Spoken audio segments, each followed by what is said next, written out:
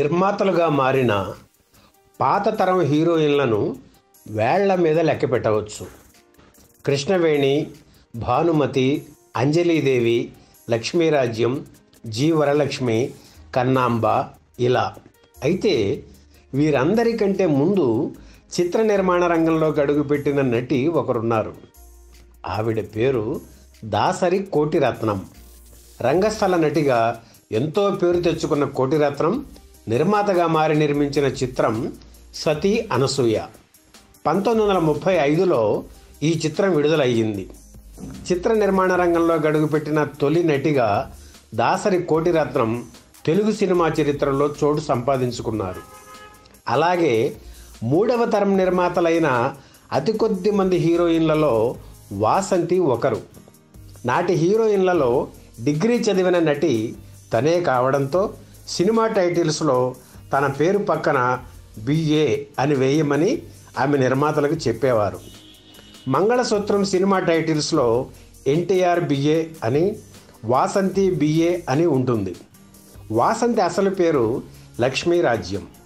ఒంగోలుకు సమీపంలో ఉన్న తిమ్మసముద్రం గ్రామంలో పుట్టారు. ఆమె తండ్రి కరణం అచ్చయ్య చౌదరి. చిన్నతనం నుంచి సినిమాలంటే ఆసక్తి ఉన్నా నటించాలన్న కోరిక మాత్రం ఉండేది కాదు. గుంటూరులోని ఏసీ కాలేజీలో ఇంటర్ వరకు చదివిన వాసంతి బిఏ చదవడం కోసం మద్రాసులోని ఎతిరాజా కాలేజీలో చేరారు. ఆ కాలేజీ కల్చరల్ అసోసియేషన్కు ఆమె కార్యదర్శి. ఒకసారి కాలేజీ వార్షికోత్సవానికి నటసామ్రాట్ అక్కినేని నాగేశ్వరరావును ఆహ్వానించడానికి ఆయన ఇంటికి వెళ్ళారు వాసంతి బృందం. ఆమె చలాకితనం అక్కినేనికి నచ్చింది. సినిమాల్లో నటిస్తావా అని అడిగారు ఆమెను. అంత పెద్ద హీరో అలా అడిగేసరికి కాదనలేక నటిస్తానంటూ చెప్పారు వాసంతి. ఆ సమయంలో అక్కినేని మహాకవి కాళిదాసు చిత్రంలో నటిస్తున్నారు. ఆ చిత్రంలో కాళికాదేవి వేషానికి వాసంతిని తీసుకోమని రికమెండ్ చేశారు అక్కినేని. అలా కాలేజీలో చదువుకుంటూనే మహాకవి కాళిదాసు చిత్రంలో నటించారు వాసంతి. బిఏ అయిపోయింది. సరదాగా ఓ చిత్రంలో నటించిన సినిమాల్లో కొనసాగాలనే ఆసక్తి ఆమెకు లేదు. అందుకే లా చదువుదామని లా కాలేజీలో చేరారు. కానీ కళామ తల్లి వాసంతిని వదిలిపెట్టలేదు. ఓ సందర్భంలో తమిళ దర్శకుడు శ్రీధర్ ఆమెను చూశారు.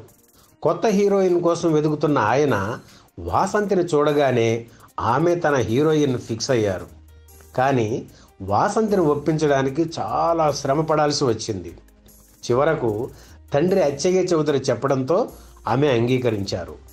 లా చదువుతూనే సినిమాలలో నటిస్తా అని కండిషన్ పెట్టారు వాసంతి. శ్రీధర్ సరేనన్నారు.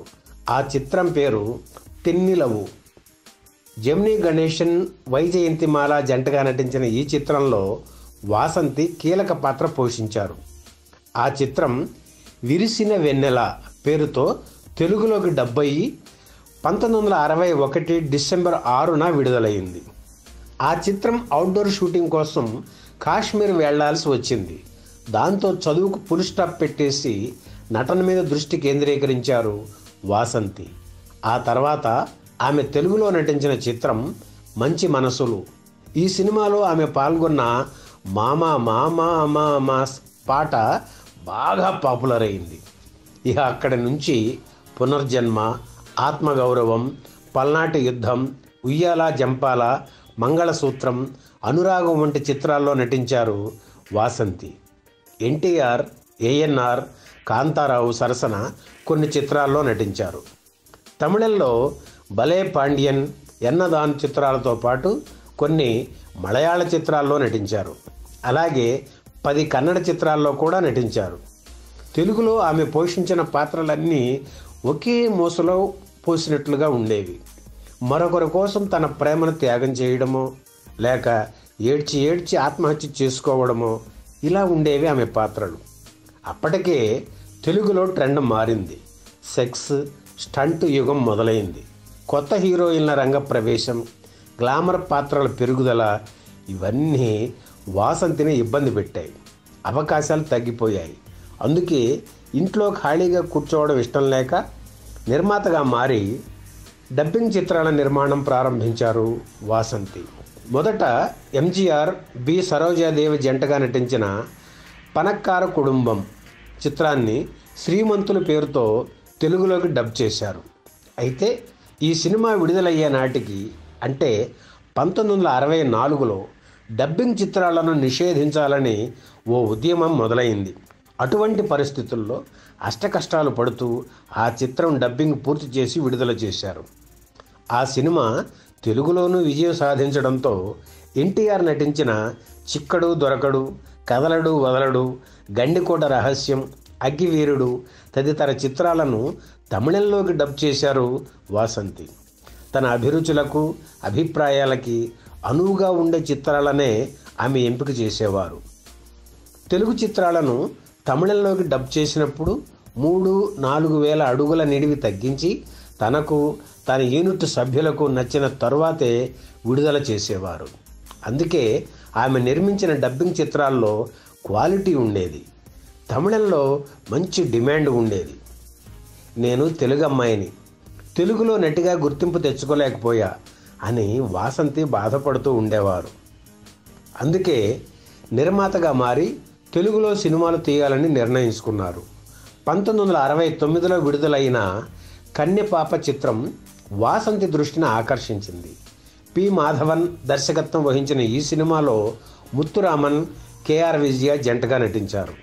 తెలుగులో బాలనటిగా గుర్తింపు పొందిన బేబీ రాణి టైటిల్ రోల్ పోషించింది. మంచి సబ్జెక్టు. డబ్బింగ్ చిత్రాల నిర్మాణం ద్వారా వచ్చిన 2 లక్షల రూపాయలతో భలే పాప చిత్ర నిర్మాణం ప్రారంభించారు వాసంతి. అప్పటికే వాసంతికి పెళ్ళయింది. ఆమె భర్త శ్రీనివాసన్ తమిళనాడు శాసనసభ ఉపసభాపతిగా ఉండేవారు. కాంగ్రెస్ పార్టీకి చెందిన కామరాజు గారికి పోటీగా ఎన్నికల బరిలోకి డిఎంకే అభ్యర్థిగా శ్రీనివాసన్ దిగి విజయం సాధించడం ఆ రోజుల్లో అందరినీ ఆశ్చర్యపరిచింది. తమిళనాడు గాంధీ అని అందరూ గౌరవించుకునే కామరాజు గారిని ఓడించడం ఆ రోజుల్లో మామూలు విషయం కాదు. అందుకే శ్రీనివాసన్ను ఈ సంఘటన తరువాత జైంట్ కిల్లర్ అని పిలిచేవారు. తెలుగులోనూ చిత్రాలు తీయమని ఆయన భార్యను ప్రోత్సహించేవారు. తను కూడా ఒక ఆర్టిస్ట్ కావడంతో ఈ చిత్ర నిర్మాణంలో మిగిలిన ఆర్టిస్టుల పూర్తి సహకారం ఉంటుందని వాసంతి భావించారు. హరనాథ్, ఎస్వి రంగారావు, రేలంగి, పద్మనాభం, కేఆర్ విజయ వంటి ప్రముఖ తారలు ఇందులో నటించారు. ఆమె ఆశించిన సహకారం వారి నుంచి లభించలేదు. కెఎస్ ప్రకాశ్రావు దర్శకత్వంలో తయారైన భలే పాప చిత్రం 1971లో విడుదలయ్యి వాసంతికి చాలా మంచి పేరు తెచ్చింది. వాసంతి నిర్మించిన రెండవ చిత్రం మేము మనుషులమే. ఇది కూడా తమిళ రీమేకే. కృత్తిమగన్ పేరుతో తమిళంలో రూపొందిన చిత్రంలో జమినీ గణేశన్, కేఆర్ విజయ జంటగా నటించారు. మేము మనుషులమే చిత్రానికి బాపయ్య దర్శకుడు. కృష్ణరాజు, జమున జంటగా నటించారు. తెలుగులో కూడా తనే చేస్తానని జమినీ గణేశన్ వాసంతి వెంట పడ్డారు. నువ్వు తెలుగులో తీయకపోతే నేనే తీస్తానని జగ్గయ్య అనేవారు. పూసలు అమ్ముకుంటూ వీధుల వెంట తిరిగే జంట కథ ఇది. రొటీన్కు భిన్నంగా ఉండే ఈ చిత్రాన్ని తీయవద్దని చాలామంది వారించారు. నష్టపోతావు అని హెచ్చరించారు. కానీ వాసంతి వెనక్కి తగ్గలేదు. ఆమె భర్త శ్రీనివాసన్ కాలేజీలో చదువుకునే రోజుల్లో కాలేజీ లీడర్గా ఎన్నికై మంచి గుర్తింపు తెచ్చుకొని చివరికి ఎమ్మెల్యే అయ్యారు. శాసనసభాపతిగా పేరు తెచ్చుకున్నారు. ఆయన్ని ఇన్స్పిరేషన్గా తీసుకొని హీరో పాత్ర ద్వారా మంచి సందేశాన్ని అందించారు. ఈ పాత్రను చంద్రమోహన్ పోషించారు. 1973లో మేము మనుషులమే చిత్రం విడుదలయ్యింది. రిలీజ్కు వాసంతి భర్త శ్రీనివాసన్ విజయవాడ వెళ్ళారు. ఈ సినిమాకు వచ్చిన రెస్పాన్స్ చూసి భార్యకు ఫోన్ చేసి మాట్లాడారు. నేను విద్యార్థి నాయకుడిగా కామరాజును ఓడించి రాజకీయాల్లో మంచి పేరు తెచ్చుకున్నా దానివల్ల నేను లాభం పొందడం లేదనేది వేరే విషయం.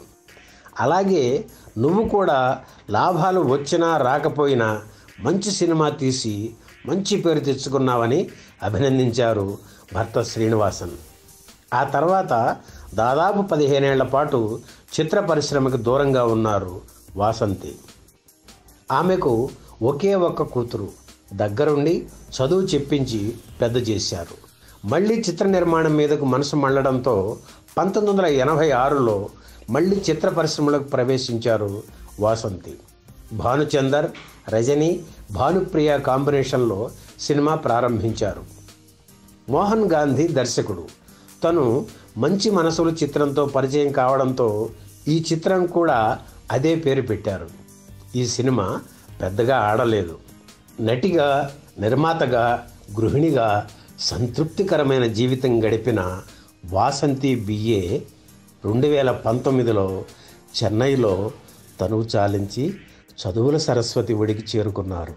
ఈ వీడియో మీకు నచ్చితే లైక్ చేయండి, షేర్ చేయండి, వెంటనే సబ్స్క్రైబ్ కూడా చేయండి.